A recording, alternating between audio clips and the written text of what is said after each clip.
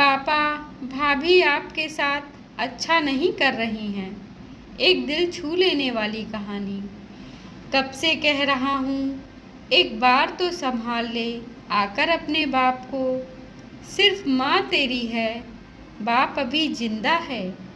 देखना मेरा क्या हाल हो गया है, कुछ भी ढंग का नहीं मिलता। सोहन जी ने अपनी बेटी रमा को फ़ोन पर ही सुनाना शुरू कर दिया। माँ की फिक्र थी, बाप की कोई फिक्र नहीं है। जब से माँ गई है, एक बार झांका तक नहीं। बाप किस हाल में है, रमा की माँ को मरे हुए अभी 6 महीने ही हुए थे। तब वो करीब 15 दिन रुकी भी थी। पुणे से लखनऊ रोज रोज आना मुमकिन भी नहीं है और माँ के बिना जाने का मन भी नहीं कर रहा था। पर फ़ोन पर रोज 3 बार घर में बात कर ही लेती है।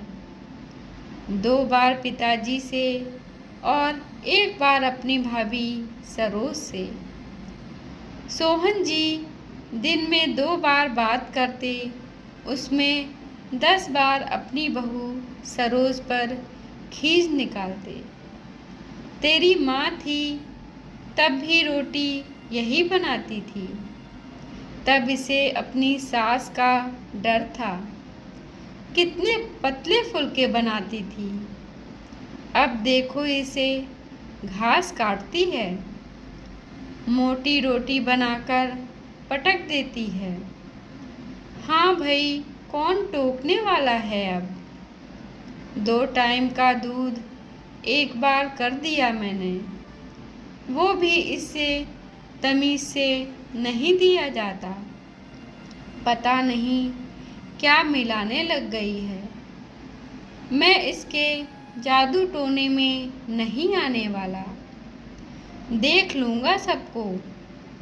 रोज एक नई शिकायत सुन सुनकर रमा का भी दिमाग खराब होने लगा था। वैसे सरोज उसकी बहुत अच्छी दोस्त भी थी। 18 वर्ष हो गए सरोज को उसकी भाभी बने। दोनों हमेशा हम जोली की भांति रही हैं। वो जानती है सरोज का स्वभाव, कितनी मिलनसार और केयर करने वाली है। माँ की 18 वर्षों तक जो उसने सेवा की, वो किसी से छुपी नहीं है। तब तो सोहन जी भी उसके गुणगान गाते ना थकते। पर अब रोज रोज सरोज के बारे में सुन सुनकर वो भी उकतासी गई है। कहीं भाभी सच में बदल तो नहीं गई। देख ले, तेरी भाभी को कितनी बार कहा है मेरे पैरों में दर्द है, फिर भी रोज मुझे दूध लेने भेज देती है। अच्छा भला देने आता था दरवाजे पर, लेकिन महारानी ने उसे मना कर दिया। हाँ भाई, उसे 24 घंटे का नौकर जो मिल गया है। बता रहा हूँ मैं, मेरी हालत बहुत खराब हो चुकी है इस घर में। तू भी आकर मत संभाल। जब तेरी माँ के पास चला जाऊँगा तब तुझे मेरी कद्र होगी। और हमारे लाट साहब को तो कोई परवाह है भी नहीं, उसका बाप सड़े या मरे। रात में 8 बजे आते हैं, 2 टुकड़े खाए और पसर जाते हैं। बाप के लिए उसके पास 2 घड़ी का भी वक्त नहीं है कि आकर बाप का हाल चाल ही पूछ ले। पत्नी अलग से मनमानी कर रही, बेटे से कोई मतलब नहीं है। अरे तो पापा, भाई तो पहले भी कहाँ बात कर पाता था, उसे नौकरी से वक्त ही कहाँ मिलता था। रमा ने भाई का संदर्भ आते ही भाई का पक्ष लिया। मैं कुछ नहीं जानता, तू आ जा बस एक बार। आज फिर देख उसने कितनी मोटी रोटी बनाई है। आज तेरी माँ जिंदा होती तो उसकी क्या मजाल थी कि ऐसी मनमानी करती।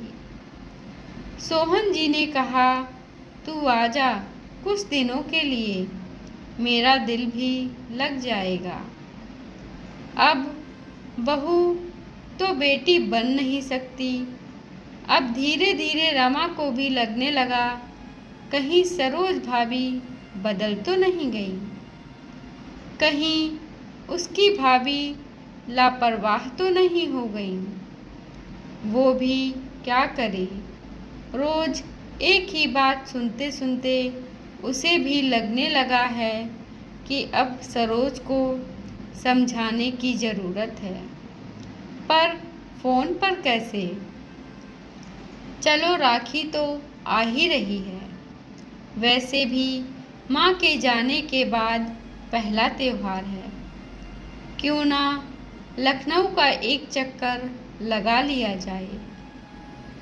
भाभी को भी डर रहेगा, मेरे पापा अकेले नहीं हैं, उनकी मनमानी नहीं चलेगी। रमा ने पुनः सोचा और अपने पति से कह फिर टिकट करवा ली।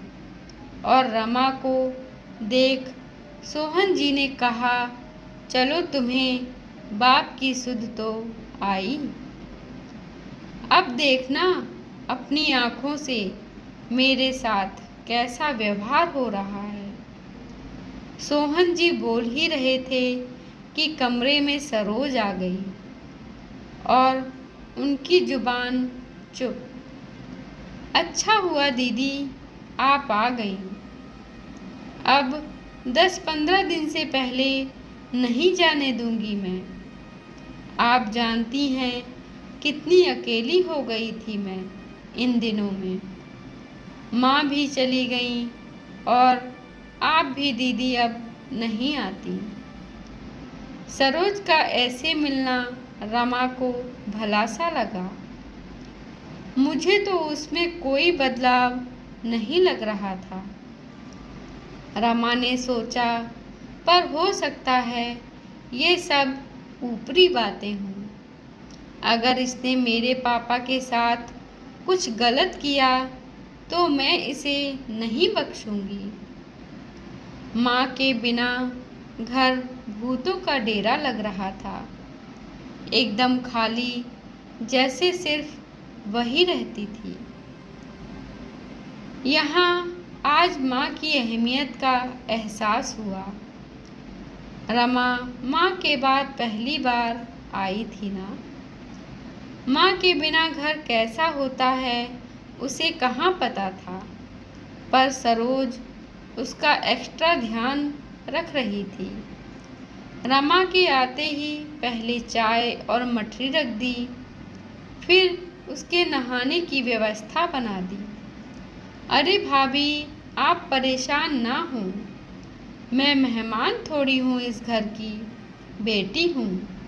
इतना सुनते ही सरोज की आंखें झरझर बहने लगीं, पर वो तो रमा से छुपाती हुई रसोई की तरफ निकल ली।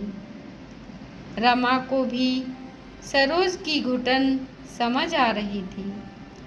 फटाफट कपड़े बदलकर रमा भी रसोई में आ गई। उसे भी तो तहकीकात करनी थी।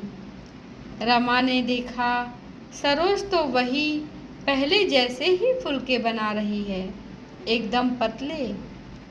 शायद उसे देखकर बना रही हो, रमा ने सोचा। बहू मेरा खाना भी परोस दे। जी पापा अभी परोस देती हूँ, बस फुल्का सिक जाए।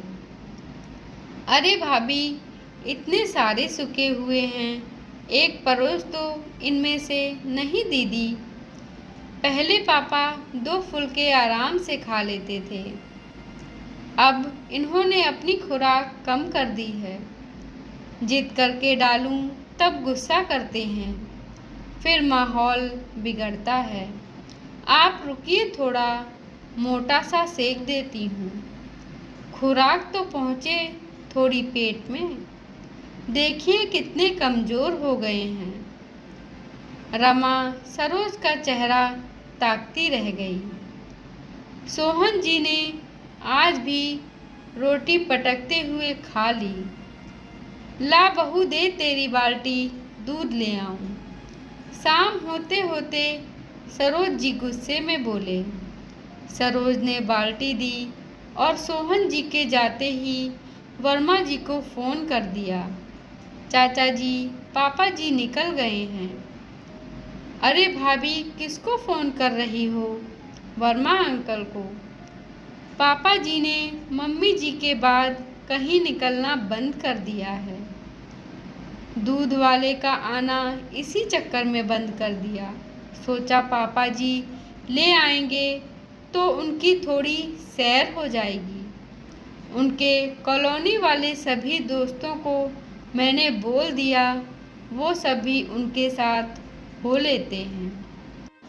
क्या करूं दीदी, पापा जी सबसे दूर होते जा रहे थे। अभी आधा घंटे सब दोस्तों में रहेंगे। ये सब रमा की सोच से परे था। वो सिर्फ सरोज को निहार रही थी। ये क्या कर रही हो भाभी? अरे वो पापा जी आजकल बड़ी मुश्किल से एक बार ही दूध लेते हैं। पहले तो बादाम मुनक्का सब लेते थे, पर अब इन्होंने सब बंद कर दिया है। फिर इन्हें कब्ज हो जाती है, इसलिए बादाम मुनक्का की पेस्ट बनाकर दूध में मिलाकर दे आती हूँ। कुछ तो पहुँचे इनके पेट में। रमा निरुत्तर होकर उसका चेहरा ताक रही थी। अब क्या बचा था अपने पिता की, उनकी माँ की जैसे ध्यान रखने वाली उनकी बहू के लिए? उसके पास कोई शब्द ना थे। अब रमा को अपनी सोच पर शर्म आ रही थी। मैंने क्यों पापा की बातों पर यकीन किया? काश पापा भाभी को समझ पाते। रमा मन में सोचने लगी, कह दे अपनी भाभी से इसे जाना हो तो जाए अपनी माँ के पास 2-3 दिन तक। तब तक तू रहेगी ही यहाँ। कोई ये ठकुराई नहीं है इस घर की। इसके बिना काम नहीं चलेगा जैसे। अरे मैं जी लूँगा उसके बिना, सारा काम हो जाएगा। सुन के सरोज के नेत्र अविरल बहने लगे। उसने भी सोचा पापा जी शायद चिढ़ने लगे हैं। चली ही जाती हूँ माँ पापा के पास। वैसे भी पूरा 1 साल हो गया है। पहले मम्मी जी की तबीयत की वजह से नहीं जा पाई थी। अब चली जाती हूँ। भाभी, पापा ठीक कह रहे हैं। आप अपनी पैकिंग कर लें। मैंने भाई को बोल दिया है, वो टिकट बनवा देगा आप दोनों की। रमा ने कहा, पापा आपको भाभी के सामने ऐसा नहीं बोलना चाहिए था। आप जानते भी हैं उन्हें कितनी ठेस पहुंची होगी। रमा ने अपने पापा को समझाते हुए कहा, सब जानता हूँ। वो मोटी रोटी, वो मिलावटी दूध, मुझे नौकर बनाकर दूध लेने, कभी सब्जी लेने भेजना। उसका मन कितना पवित्र है, किंतु तुझे भी तो बुलाना था, इसलिए तुझे इतना सुनाकर बुलाया ताकि उसे भी कुछ दिन अपने माँ पिताजी के पास भेज सकूं।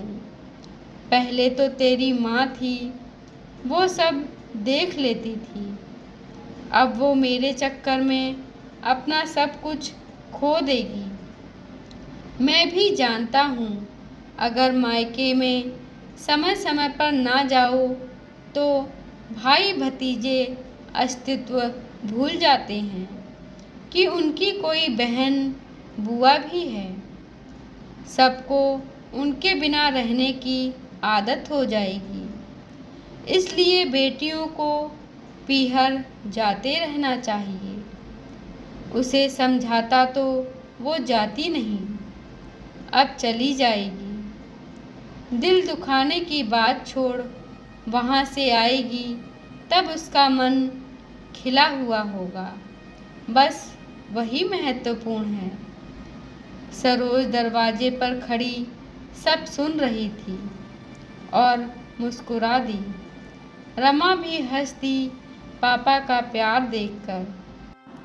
बहू और ससुर के इस अनकहे रिश्तों को देख रमा की आंखें नम हो गईं।